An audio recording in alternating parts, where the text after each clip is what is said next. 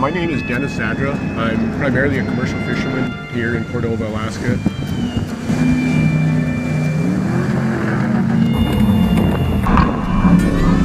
Having a good through-hull seal is super important because if they break or they come apart, it's a hole in your boat. You're going to take on water, and so you don't want to have any of this stuff leaking, and you don't want salt water to be getting inside the boat. So keeping the salt water and everything out is pretty important.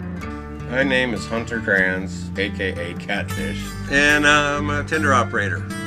And of course, the main thing, probably the most important job that 5200 does for us, is downstairs where all the bolts and stuff called through hull. Anything that goes through the boat, exposed to the ocean, below the water line, that's where 5200 is absolutely the best that there is. When they say 5200 is forever, they mean it.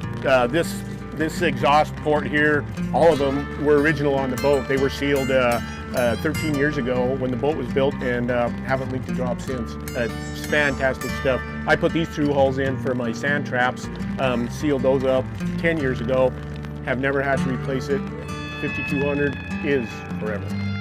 My name's Steve Estes, and we are on the Copper River Flats here in Alaska. The only reason I'm out here fishing is because 5200. I went to check the oil on my Volvo dual prop outdrive and stripped the threads, basically trying to get it out. Literally, I have to go fishing the next morning, and I didn't know what to do. I didn't have time to fix it correctly, you know, and I have to go. So I just grabbed some 5200 and put it around the base of the stick. You know, it has like an insert that goes into where the threads are. So I put 5200 around there and just pushed it down in there, and then put some around the top of the screw. And I did not think it was going to hold. I mean, because it creates heat and pressure inside there when you're running.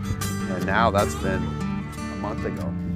I bet you it's the 5200 still on that thing back there, and I probably won't fix it till this winter.